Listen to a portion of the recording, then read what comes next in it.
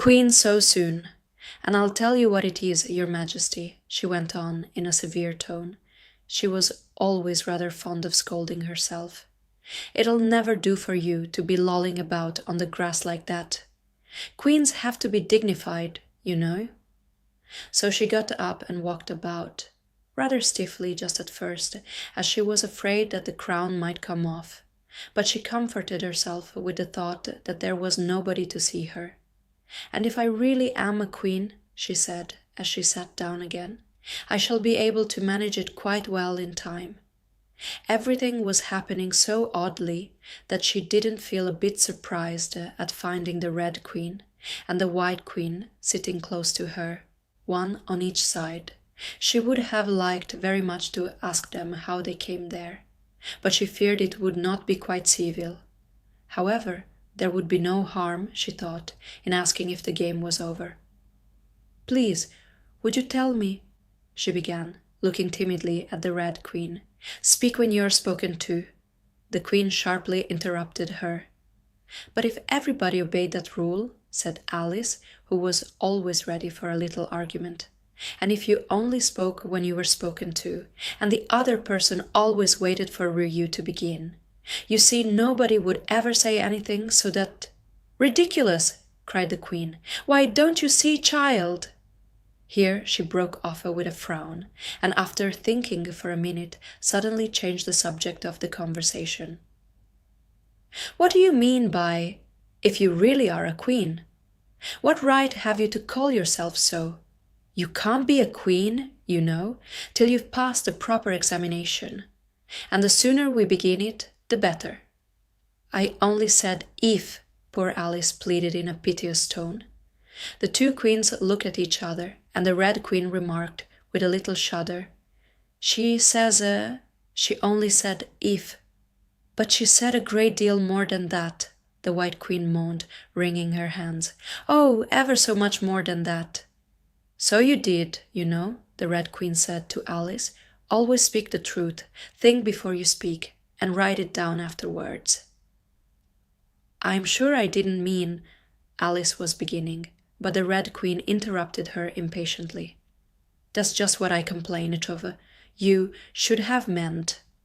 What do you suppose is the use of child without any meaning?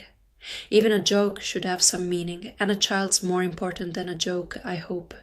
You couldn't deny that, even if you tried with both hands. I don't deny things with my hands, Alice objected. Nobody said you did, said the Red Queen. I said you couldn't if you tried. She's in that state of mind, said the White Queen, that she wants to deny has something, only she doesn't know what to deny. A nasty, vicious temper, the Red Queen remarked, and then there was an uncomfortable silence for a minute or two. The Red Queen broke the silence by saying to the White Queen, I invite you to Alice's dinner party this afternoon. The White Queen smiled feebly and said, And I invite you.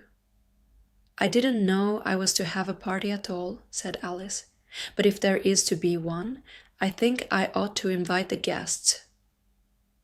We gave you the opportunity of doing it, the Red Queen remarked, but I dare say you've not had many lessons in manners yet. Manners are not taught in lessons, said Alice. Lessons teach you to do sums and things of that sort. And you do addition? The White Queen asked. What's one and one and one and one and one and one and one and one and one and one? I don't know, said Alice. I lost count. She can't do addition, the Red Queen interrupted. Can you do subtraction? Take 9 from 8. 9 from 8 I can't, you know, Alice replied very readily. But she can do subtraction, said the White Queen. Can you do division? Divide a loaf by a knife. What's the answer to that? I suppose Alice was beginning, but the Red Queen answered for her. Bread and butter, of course. Try another subtraction sum. Take a bone from a dog. What remains? Alice considered. The bone wouldn't remain, of course, if I took it, and the dog wouldn't remain. It would come to bite me, and I'm sure your eye shouldn't remain. Then you think nothing would remain? said the Red Queen. "I think that's the answer." "Wrong, as usual," said the Red Queen. "The dog's temper would remain." "But I don't see how—" "Why, look here!" the Red Queen cried. "The dog would lose its temper, wouldn't it?" "Perhaps it would," Alice replied cautiously. "Then, if the dog went away, its temper would remain," the Queen exclaimed triumphantly. Alice said, as gravely as she could, "They might go different ways." But she couldn't help thinking to herself, "What dreadful nonsense we are talking."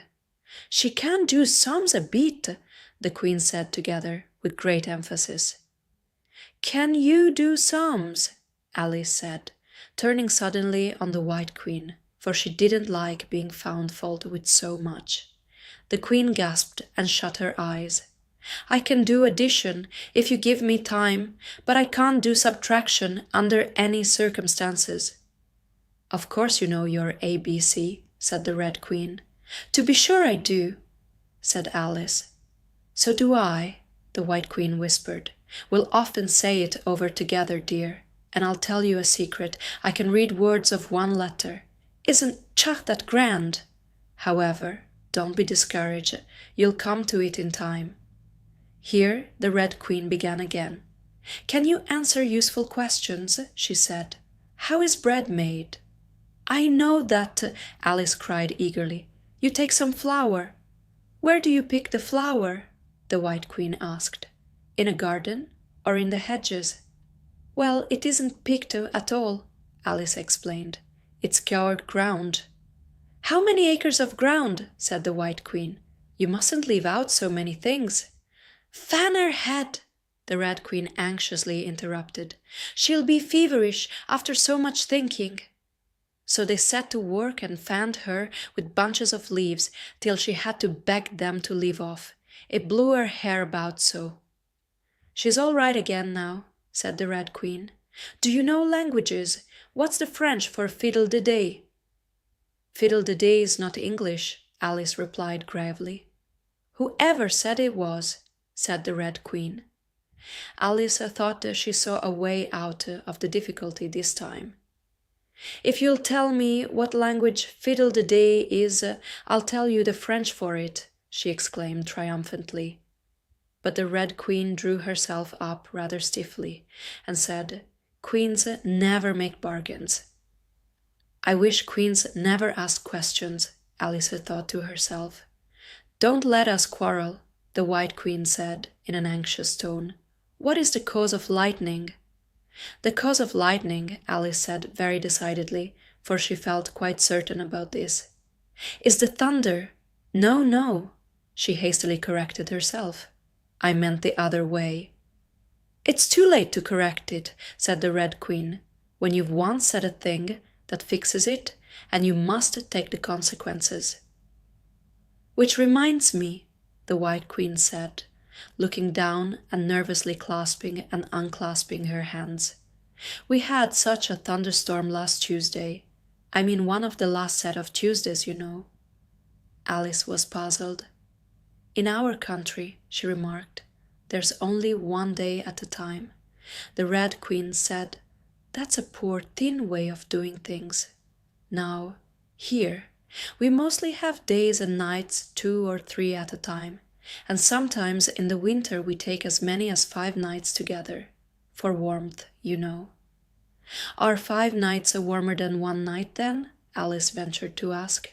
5 times as warm, of course, but they should be 5 times as cold by the same rule. "Just so," cried the Red Queen, 5 times as warm and 5 times as cold, just as I'm 5 times as rich as you are, and 5 times as clever." Alice sighed and gave it up. "It's exactly like a riddle with no answer," she thought. "Humpty Dumpty saw it too," the White Queen went on in a low voice, more as if she were talking to herself. "He came to the door with a corkscrew in his hand." "What did he want?" said the Red Queen. "He said he would come in," the White Queen went on, "because he was looking for a hippopotamus. Now, as it happened, there wasn't such a thing in the house that morning." "Is there generally?" Alice asked in an astonished tone. Well, only on Thursdays, said the Queen. I know what he came for, said Alice. He wanted to punish the fish because— Here the White Queen began again. It was such a thunderstorm, you can't think. She never could, you know, said the Red Queen.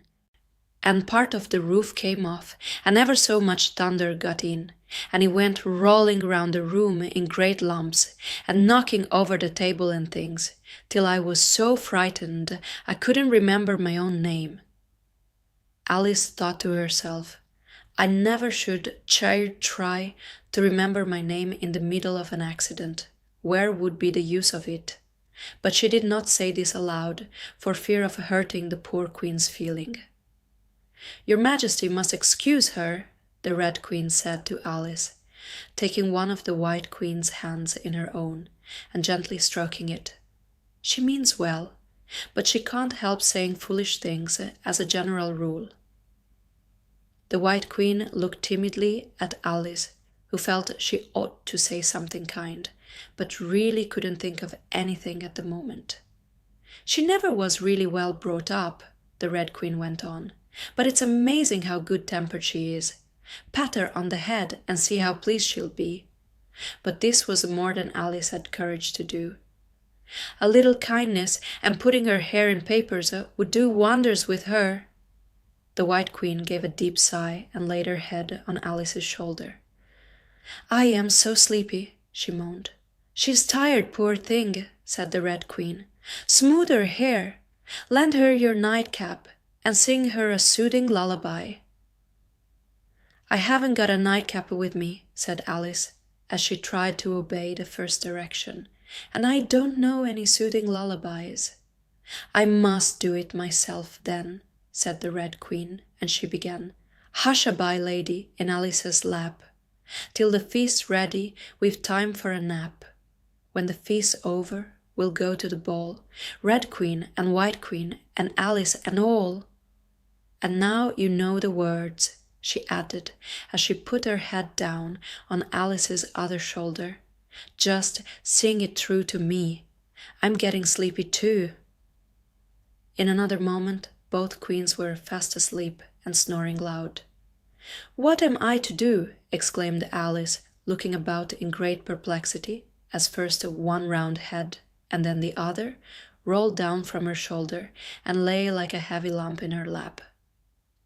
I don't think it's ever happened before, that anyone had to take care of two queens asleep at once. No, not in all the history of England. It couldn't, you know, because there never was more than one queen at a time. Do wake up, you heavy things, she went in an impatient tone. But there was no answer but a gentle snoring. The snoring got more distinct every minute and sounded more like a tune. At last she could even make out the words, and she listened so eagerly that, when the two great heads vanished from her lap, she hardly missed them. She was standing before an arched doorway, over which were the words Queen Alice in large letters, and on each side of the arch there was a bell handle. One was marked Visitor's Bell, and the other Servant's Bell. I'll wait till the song's over, thought Alice, and then I'll ring. Which bell must I ring? She went on, very much puzzled by the names. I'm not a visitor, and I'm not a servant. There ought to be one marked Queen, you know. Just then the door opened a little way, and a creature with a long beak put its head out for a moment and said, No admittance till the week after next, and shut the door again with a bang. Alice knocked and rang in vain for a long time, but at last a very old frog, who was sitting under a tree, got up and hobbled slowly towards her. He was dressed in bright yellow and had enormous boots on. What is it now? The frog said in a deep hoarse whisper. Alice turned around, ready to find fault with anybody. Where's the servant whose business it is to answer the door? She began angrily. Which door? Said the frog. Alice almost stamped with irritation at the slow drawl in which he spoke. This door, of course. The frog looked at the door with his large, dull eyes for a minute. Then he went nearer and rubbed it with his thumb, as if he were trying whether the paint would come off. Then he looked at Alice. "To answer the door?" he said. "What's it been asking of?" He was so hoarse that Alice could scarcely hear him. "I don't know what you mean," she said. "I talks English, doesn't I?" the frog went on. "Or are you deaf? What did it ask you?" "Nothing," Alice said impatiently. "I've been knocking at it." Shouldn't do that, the frog muttered. "Vexes it, you know." Then he went up and gave the door a kick with one of his great feet. "You let it alone," he panted out as he hobbled back to his tree, "and it'll let you alone, you know." At this moment the door was flung open, and a shrill voice was heard singing. To the looking-glass world it was Alice that said, "I've a sceptre in hand, I've a crown on my head. Let the looking-glass creatures, whatever they be, come and dine with the Red Queen, the White Queen, and me." And hundreds of voices joined in the chorus. "Then fill up the glasses as quick as you can, and sprinkle the table with buttons and bran. Put cats in the coffee and mice in the tea, and welcome Queen Alice with 30 times 3. Then followed a confused noise of cheering, and Alice thought to herself, 30 times 3 makes 90. I wonder if anyone's counting. In a minute there was silence again, and the same shrill voice sang another verse. "Oh, looking-glass creatures," quoth Alice, "draw near. 'Tis an honour to see me, a favour to hear. 'Tis a privilege high to have dinner and tea, along with the Red Queen, the White Queen, and me." Then came the chorus again. "Then fill up the glasses with treacle and ink, or anything else that is pleasant to drink. Mix sand with the cider, and wool with the wine, and welcome Queen Alice with 90 times 9. 90 times 9, Alice repeated in despair. "Oh, that'll never be done. I'd better go in at once." And there was a dead silence at the moment she appeared. Alice glanced nervously along the table as she walked up the large hall, and noticed that there were about 50 guests, of all kinds. Some were animals, some birds, and there were even a few flowers among them. "I'm glad they've come without waiting to be asked," she thought. "I should never have known who were the right people to invite." There were 3 chairs at the head of the table. The Red and White Queens had already taken 2 of them, but the middle one was empty. Alice sat down in it, rather uncomfortable in the silence and longing for someone to speak. At last the Red Queen began. "You've missed the soup and fish," she said. "Put on the joint." And the waiters set a leg of mutton before Alice, who looked at it rather anxiously, as she had never had to carve a joint before. "You look a little shy. Let me introduce you to that leg of mutton," said the Red Queen. "Alice, mutton, mutton, Alice." The leg of mutton got up in the dish and made a little bow to Alice, and Alice returned the bow, not knowing whether to be frightened or amused. "May I give you a slice?" she said, taking up the knife and fork and looking from one queen to the other. "Certainly not," the Red Queen said, very decidedly. "It isn't etiquette to cut anyone you've been introduced to. Remove the joint." And the waiters carried it off and brought a large plum pudding in its place. "I won't be introduced to the pudding, please," Alice said rather hastily, "or we shall get no dinner at all. May I give you some?" But the Red Queen looked sulky and growled, "Pudding, Alice, Alice, pudding! Remove the pudding!" And the waiters took it away so quickly that Alice couldn't return its bow. However, she didn't see why the Red Queen should be the only one to give orders. So, as an experiment, she called out, "Waiter, bring back the pudding." And there it was again in a moment, like a conjuring trick. It was so large that she couldn't help feeling a little shy with it, as she had been with the mutton. However, she conquered her shyness by a great effort and cut a slice and handed it to the Red Queen. "What impertinence!" said the pudding. "I wonder how you'd like it if I were to cut a slice out of you, you creature." It spoke in a thick, suety sort of voice, and Alice hadn't a word to say in reply. She could only sit and look at it and gasp. "Make a remark," said the Red Queen. "It's ridiculous to leave all the conversation to the pudding." "Do you know, I've had such a quantity of poetry repeated to me today," Alice began, a little frightened at finding that the moment she opened her lips there was dead silence, and all eyes were fixed upon her. "And it's a very curious thing, I think. Every poem was about fishes in some way. Do you know why they're so fond of fishes all about here?" She spoke to the Red Queen, whose answer was a little wide of the mark. "As to fishes," she said, very slowly and solemnly, putting her mouth close to Alice's ear. "Her White Majesty knows a lovely riddle, all in poetry, all about fishes. Shall she repeat it?" "Her Red Majesty is very kind to mention it," the White Queen murmured into Alice's other ear in a voice like the cooing of a pigeon. "It would be such a treat, may I?" "Please do," Alice said very politely. The White Queen laughed with delight and stroked Alice's cheek. Then she began, "First the fish must be caught. That is easy. A baby, I think, could have caught it. Next the fish must be bought. That is easy. A penny, I think, would have bought it. Now cook me the fish. That is easy and will not take more than a minute. Let it lie in a dish. That is easy because it already is in it. Bring it here. Let me sup. It is easy to set such a dish on the table. Take the dish cover up. Ah, that is so hard that I fear I'm unable, for it holds it like glue, holds the lid to the dish while it lies in the middle, which is easiest to do, undish cover the fish or dish cover the riddle. Take a minute to think about it, and then guess, said the Red Queen. Meanwhile, we'll drink your health, Queen Alice's health, she screamed at the top of her voice, and all the guests began drinking it directly, and very queerly they managed it. Some of them put their glasses upon their heads like extinguishers, and drank all that trickled down their faces.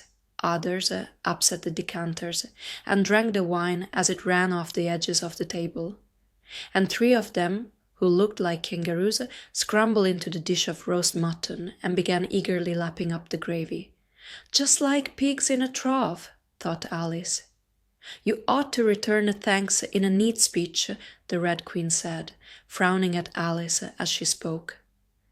We must support you, you know, the White Queen whispered as Alice got up to do it, very obediently, but a little frightened. Thank you very much, she whispered in reply, but I can do quite well without. That wouldn't be at all the thing, the Red Queen said very decidedly. So Alice tried to submit to it with a good grace. And they did push so, she said afterwards, when she was telling her sister the history of the feast. You would have thought they wanted to squeeze me flat. In fact, it was rather difficult for her to keep in her place while she made her speech. The 2 queens pushed her so, one on each side, that they nearly lifted her up into the air. I rise to return thanks, Alice began, and she really did rise as she spoke, several inches, but she got hold of the edge of the table and managed to pull herself down again. Take care of yourself, screamed the White Queen, seizing Alice's hair with both her hands. Something's going to happen. And then, as Alice afterwards described it, all sorts of things happened in a moment. The candles all grew up to the ceiling, looking something like a bed of rushes with fireworks at the top. As to the bottles, they each took a pair of plates, which they hastily fitted on as wings, and so, with forks for legs, went fluttering about in all directions. And very like birds they look, Alice thought to herself, as well as she could in the dreadful confusion that was beginning. At this moment she heard a hoarse laugh at her side and turned to see what was the matter with the White Queen. But instead of the Queen, there was the leg of Matun sitting in the chair. "Here I am!" cried a voice from the soup tureen, and Alice turned again, just in time to see the Queen's broad, good-natured face grinning at her for a moment over the edge of the tureen, before she disappeared into the soup. There was not a moment to be lost. Already several of the guests were lying down in the dishes, and the soup ladle was walking up the table towards Alice's chair, and beckoning to her impatiently to get out of its way. "I can't stand this any longer!" she cried, as she jumped up and seized the tablecloth with both hands. One good pull, and plates, dishes, guests, and candles came crashing down, together in a heap on the floor. "And as for you," she went on, turning fiercely upon the Red Queen, whom she considered as the cause of all the mischief, but the Queen was no longer at her side. She had suddenly dwindled down to the size of a little doll, and was now on the table, merrily running round and round after her own shawl, which was trailing behind her. At any other time Alice would have felt a surprise at this, but she was far too much excited to be surprised at anything now. "As for you," she repeated, catching hold of the little creature in the very act of jumping over a bottle which had just lighted upon the table, "I'll shake you into a kitten, that I will."